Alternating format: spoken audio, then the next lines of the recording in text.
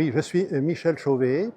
J'ai travaillé dans un labo de botanique AMAP à Montpellier et je me suis spécialisé dans l'histoire et les noms des plantes, principalement des plantes utiles.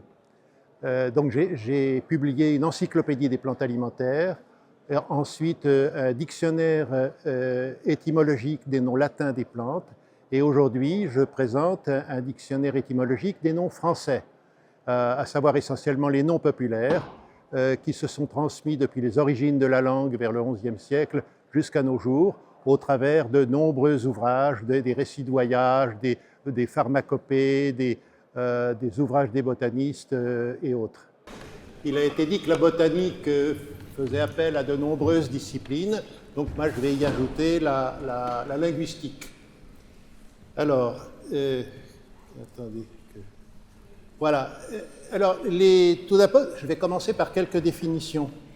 Parce que les botanistes ont l'habitude de parler de noms vernaculaires. Hein.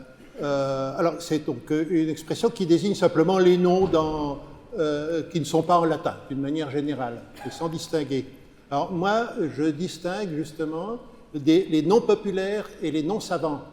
Alors, les noms populaires, c'est les noms qui sont vraiment employés dans la langue orale, hein, de la population générale.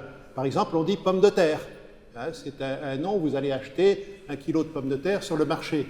Voilà, vous n'allez pas acheter 1 kilo de Solanum tuberosum, ni même comme justement les noms savants. Voilà, M. Lamarck a créé de nombreux noms de genre en français, j'en parlerai juste après, et le nom du genre Solanum, pour lui, c'était Morel, ce qui se conçoit. Morel, c'est le nom de Solanum nigrum, mais alors, ensuite, tous les solanums sont des morels, donc la pomme de terre devient une morelle tubéreuse, ce qui n'a aucun sens et n'a pas été repris, d'ailleurs, mais qui illustre bien le fait que, voilà, en tout cas, ça rentre dans la catégorie des noms savants.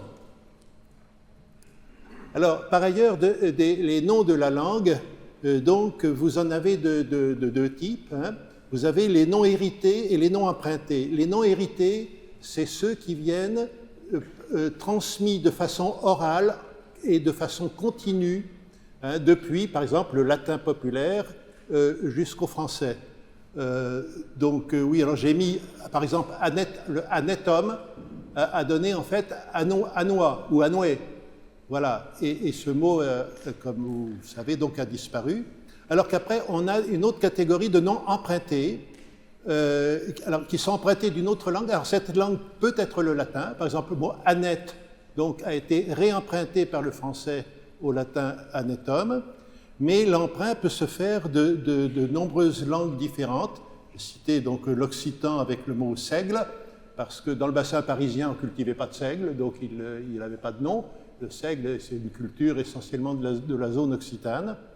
L'arabe, j'en parlerai après. Donc, voilà. Alors, il y a une grande différence aussi entre les noms latins et les noms français, hein, ce qui fait que mes deux livres sont assez différents. C'est que les noms latins, comme vous le savez, sont régis par un code et ne changent qu'en fonction de règles précises. Autrement dit, une fois qu'ils ont été créés, ils restent immuables. Ils ne sont pas soumis à un usage, ils sont soumis à des règles. Alors que les noms populaires, au contraire, ils varient dans le temps et dans l'espace et sont régis par l'usage.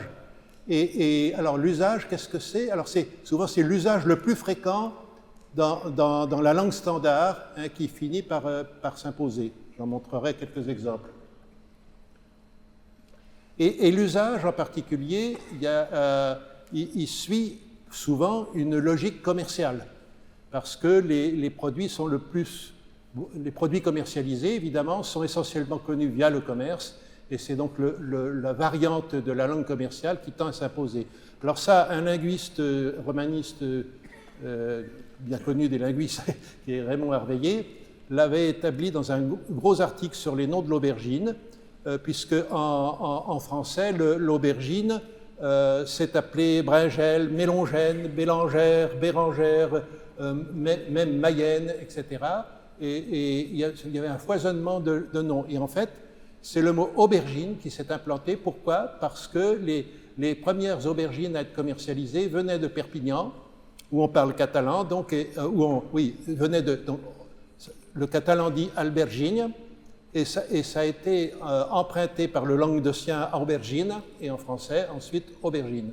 Et ce qui fait que les Anglais, aujourd'hui encore, disent aubergine, parce que leurs premières aubergines venaient de Perpignan. Alors, un exemple beaucoup plus récent, c'est celui du kiwi.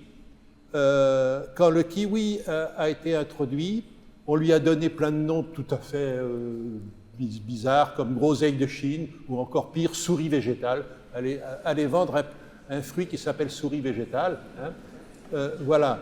Et quand le kiwi a vraiment été lancé, il y a des Français qui ont introduit les premiers, qui ont créé la première pépinière spécialisée dans les kiwis, ont déposé comme marque le terme Yangtao, qui est un des noms chinois du kiwi. Et en fait, après est arrivé l'océan de kiwi néo-zélandais, sous le nom de kiwi fruit, qui a été rapidement abrégé en kiwi, et c'est le nom commercial, donc via les États-Unis, qui s'est imposé, ce qui fait qu'on dit maintenant kiwi. Et le mot kiwi est entré dans la langue française en 1977. Alors, qui dit usage aussi, dit souvent l'usage évidemment des élites ou disons de ceux qui sont un peu dominants, c'est souvent l'usage de Paris. Alors, par exemple, on dit aujourd'hui un citron, alors que dans le passé, si vous regardez les livres anciens d'agrumiculture, on dit « Ah, mais on devrait dire limon, mais les Parisiens disent citron, donc il faut dire citron. » Alors, par contre, ce qu'on fait avec le citron, c'est de la limonade, et ça, le mot limonade est resté, hein, alors que le terme de limon, qui est général en italien, en espagnol, enfin en arabe évidemment, et en occitan, est devenu citron en français. Alors, de même, il y a eu toute une polémique dans les dictionnaires du XVIIIe et du XIXe siècle sur la prononciation du mot avoine, parce que apparemment, à Paris, on disait avoine, qui est devenu avoine, alors que le peuple disait avenne. Et c'est finalement avoine qui s'est imposé. Voilà, alors pour en venir à mon dictionnaire, à mon nouveau dictionnaire, donc des noms français des plantes, je précise quelque chose, c'est que mon dictionnaire n'est pas normatif, il ne s'agit pas de dire comment il faudrait appeler les plantes, mais il est descriptif et historique. C'est-à-dire qu'il recense les usages tels qu'ils sont, sans juger s'ils sont corrects ou non.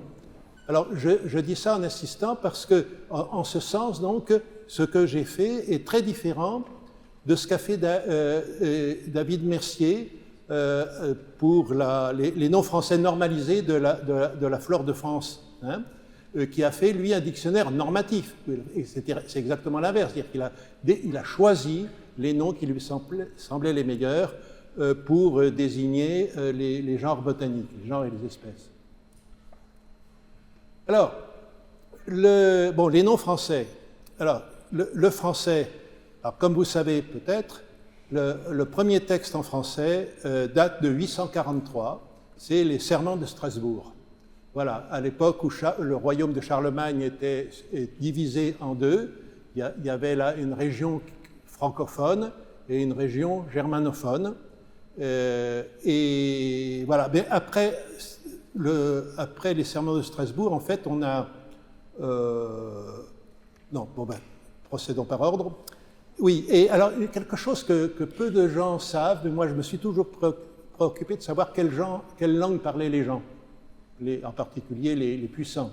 Et j'ai découvert que, en fait, le Hugues Capet, donc né en 939 et mort en 1996, était le premier roi de France à parler français.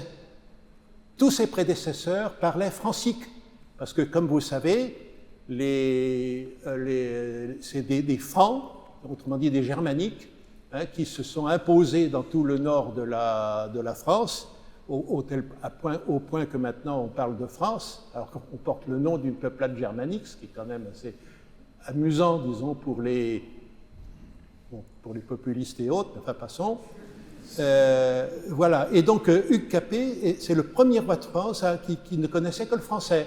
Et on le sait parce qu'il y a des textes où il est dit qu'il était obligé de faire appel à un interprète hein, pour traduire du francique au français. Alors, donc pour mon dictionnaire, j'ai dû utiliser des sources, parce que à chaque fois, j'essaye de reconstituer l'histoire des noms hein, avec des attestations précises d'ouvrages existants. Donc, alors parmi mes sources, il y a évidemment toute la matière médicale du Moyen-Âge. Alors je les mentionnerai très rapidement. Vous voyez, Aldebrandin de Sienne, les différentes éditions des simples médecines, de l'Antidotaire Nicolas, du Grand Herbier ou Arbolaire, les secrets de Salerne, des Hortus Sanitatis, ça vous dit peut-être quelque chose pour ceux qui se sont un peu frottés au Moyen-Âge. Alors là, je parle des versions françaises, qui sont souvent des traductions des versions latines. Alors, par ailleurs, il y a quelque chose d'absolument étonnant, c'est que Rachi, c'était un rabbin de Troyes, qui a écrit des commentaires du Talmud. Alors bon, c'est a priori assez éloigné, mais comme il voulait se faire comprendre des Juifs de Troyes et d'ailleurs, il écrivait en hébreu, mais il mettait des mots français. Alors des mots français écrits en caractère hébraïque, ce qui fait qu'on peut en reconstituer la prononciation. Et finalement, comme il a écrit au XIe siècle, ça fait partie des plus anciennes attestations du français. Hein. On retrouve la même chose d'ailleurs en occitan, où c'est un rabbin marseillais venant de Catalogne qui offre parmi les premiers textes en occitan. Voilà. Alors Rabelais, évidemment, c'est une source très importante pour l'histoire de la langue, y compris des plantes. Rabelais parle de nombreuses plantes. Alors bien sûr, ensuite, j'ai utilisé beaucoup de dictionnaires de langue, dont par exemple l'Académie française. L'intérêt, c'est qu'elle offre toute une série, donc on peut dater à partir de quand un mot est entré dans les dictionnaires de l'Académie française. Bon, je ne citerai pas les autres. Les livres de cuisine ont été pour moi aussi une source importante, en particulier le Ménagier de Paris, qui contient de nombreux noms de plantes. Les livres d'agronomie, à commencer par Cressan, le livre des profits champêtres. Cressan, c'est un auteur italien, mais qui a très tôt été traduit en français et qui a connu de nombreuses éditions. La maison rustique d'Étienne Eliébeau. Bien sûr, le théâtre d'agriculture d'Olivier de Serres, qui offre beaucoup de données. Et puis la Catigny, etc. Voilà. Alors, au XVIIIe siècle, il y en a de plus en plus. L'abbé Rosier en particulier, sur le cours complet d'agriculture, mais je ne les détaillerai pas. Voilà.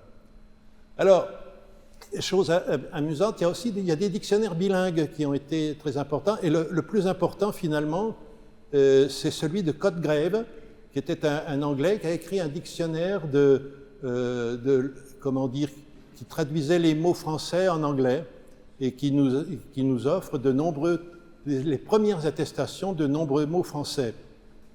Le Trévoux, c'est le dictionnaire français et latin aussi. Enfin voilà, il y en a comme ça un certain nombre. Tout aussi importants sont les dictionnaires techniques. Alors l'encyclopédie de Diderot, bien entendu, qui est un monument absolument... oui, 1772, donc on parlait de Linné tout à l'heure, mais c'est la même période. Hein, c'est une période vraiment où on était entré dans cette envie de faire des encyclopédies pour décrire la diversité du monde tel qu'on la découvrait peu à peu. Alors, après l'encyclopédie, il y a eu l'encyclopédie méthodique, dont les premiers volumes ont été écrits par Lamarck. Et l'encyclopédie méthodique, il y a peut-être une dizaine de volumes de botanique. Et alors, ce qui est difficile, elle est difficile à utiliser parce que les genres botaniques sont nommés en français. Donc, il faut retrouver quel nom français on leur avait donné. Alors, quand c'est des noms de Lamarck, on le sait par la flore de Lamarck. Alors, il y a également des livres de voyage. Alors là, j'irai très vite parce qu'il y en a trop. Hein. Mais les livres de voyage, alors souvent, ils ont été écrits dans une langue, traduits dans une autre, puis dans une troisième, etc. C'est un maquis pas possible d'un point de vue bibliographique, mais on doit au livre de voyage l'introduction de nombreux noms, surtout quand il cite de façon détaillée les plantes, comme Catesby pour l'Amérique du Nord, du tertre pour les Antilles, Utv pour le Brésil. Bon, de même pour l'Asie, il y en a un petit peu moins, mais voilà, Linsco, Linsroten, etc. Enfin, je n'ai pas le temps de les citer. Bernardin Saint-Pierre pour l'île Maurice, Flacourt pour Madagascar, etc. À chaque fois, on a souvent là les premières attestations des noms. Bon, là, j'ai mis là ceux que je ne pouvais pas classer. Donc, il y avait les livres de Tournefort sur le voyage au Levant, de Belon-Dumas qui a décrit les réalités aussi du Proche-Orient, etc.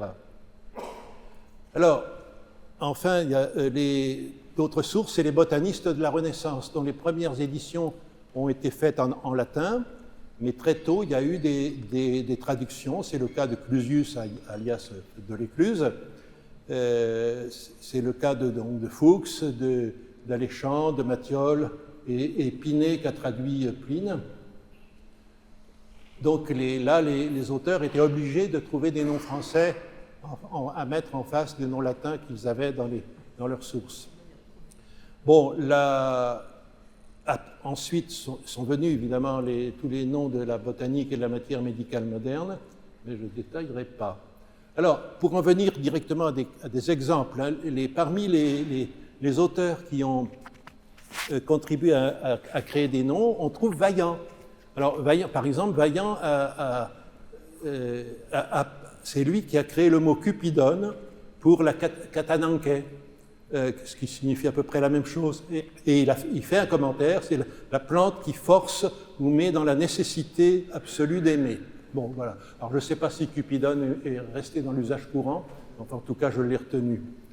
Ou la Sylvie, tout le monde connaît l'anémone Sylvie, ben, c'est Vaillant qui a créé ce nom en disant « Je donne le nom de Sylvie à ce genre parce que ces espèces naissent ordinairement dans les bois ou domaines du dieu Sylvain. » Et de même Volando pour le Myriophyllum. Bon. Alors, Tournefort donc, a aussi créé des noms, hein, comme Héléborine, Méliné, Sabot, que Lamarck a changé en Sabot de Vénus, Toc pour le genre Scutellaria, ce qui veut dire la même chose Vipérine pour Échium, et Échion en grec, Échis, c'est la vipère, donc Vipérine était bien trouvé, et c'est resté. Alors, Lamarck est l'auteur de nombreux noms. Alors, il a créé énormément de noms. Il y en a la moitié ou les 2/3 qui ont été abandonnés, mais il y en a quand même un certain nombre qui sont restés, comme Chouin, Cornif, Corroyère, Dauphin, qui a été corrigé ensuite en Dauphinelle, Dorady, Dorine, Épervière, Épierre. Tout ça, ça vient de Lamarck. Épilobe, Fléchière, Fléole, Flouve, Vinaigrette, Porcel, Rubanier et Sabine. Alors, en fait, cette activité continue aujourd'hui. Alors, j'ai trouvé amusant de mettre, parce que j'ai des collègues, je pense, qui sont de l'IRD, ont décrit la flore des plantes utiles du Vanuatu.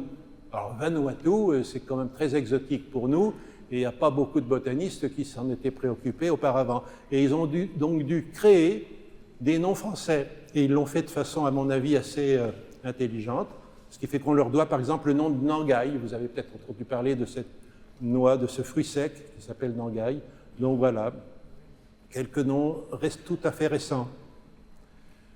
Alors, si on fait le bilan des noms français, on voit qu'il y en a un certain nombre qui ont été empruntés aux Gaulois. C'est le plus vieux fond, hein, bien entendu, comme Alise, Amélanchier, j'arrive pas à me lire, Bauque ou Bauque, Berle, Bouillon Blanc, qui vient d'un Gaulois Bouguilot, Bruyère, Chêne, If, Sagne,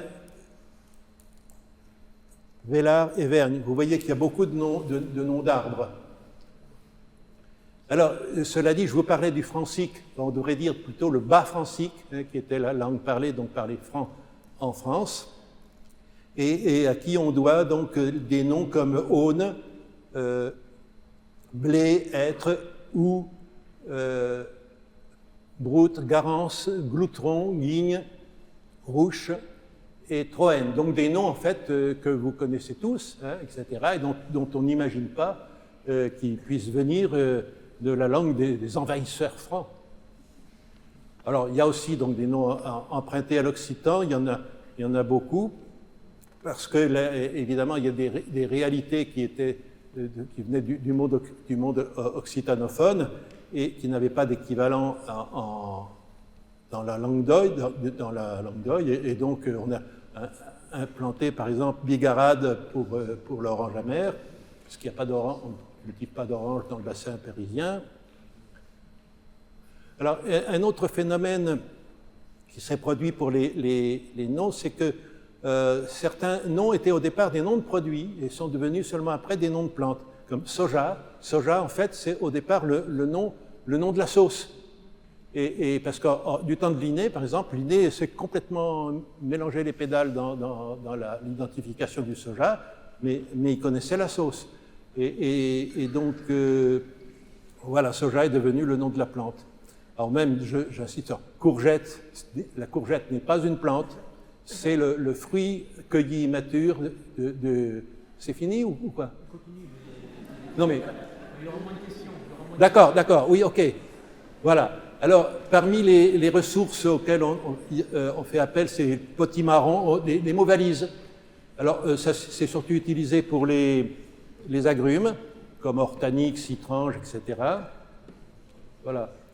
Bon, oui, bah écoutez, ça, Alors, un truc intéressant comme pour mes sources, c'est les séries de livres. Comme l'Almanach du Bon Jardinier, il y avait une édition par an, et ça permet de dater très, très précisément la date d'apparition d'un mot. Voilà, bah écoutez, voilà, c'est fini. Donc, alors ça, mon livre...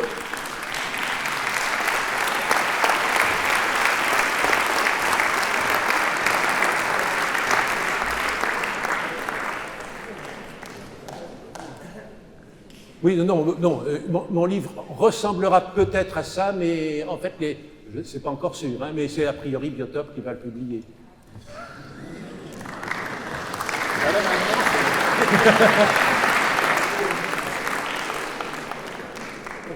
Merci beaucoup, Michel. C'est juste une petite question pratique. Combien de temps vous avez mis à faire ça, le jour où vous avez décidé d'écrire cet ouvrage? Oui, alors bien sûr, je le ruminais depuis pas mal de temps. Mais disons, le dictionnaire des noms latins, j'ai dû mettre un peu plus de 3 ans.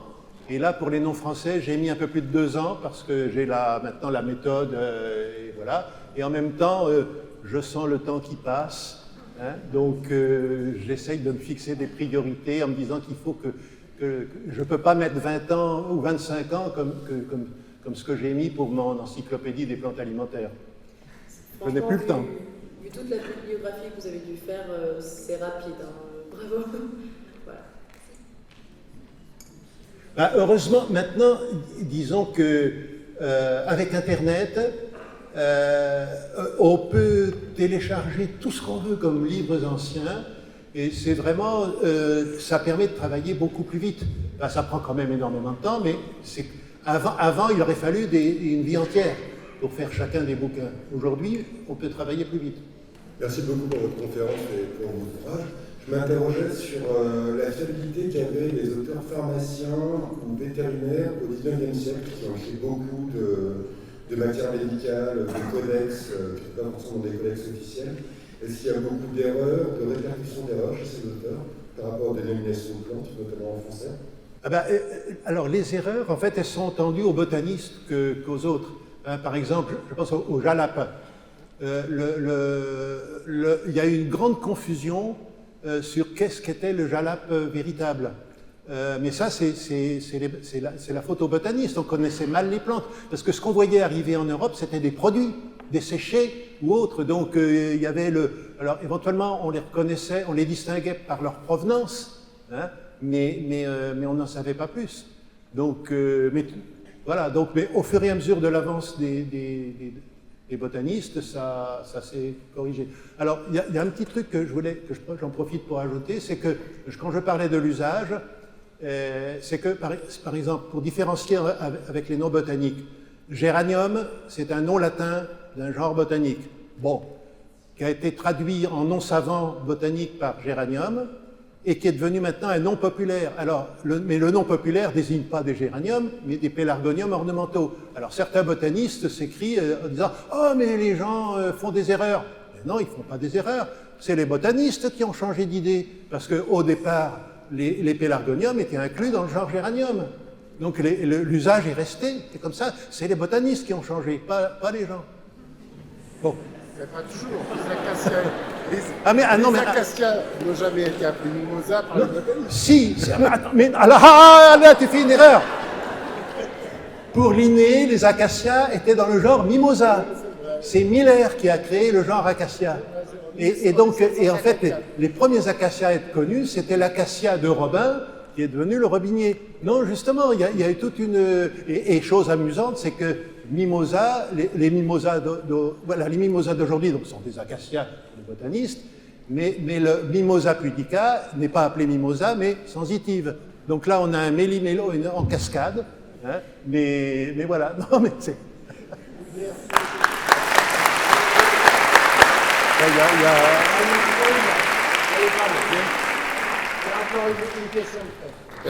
J'avais juste une question, Michel, sur une...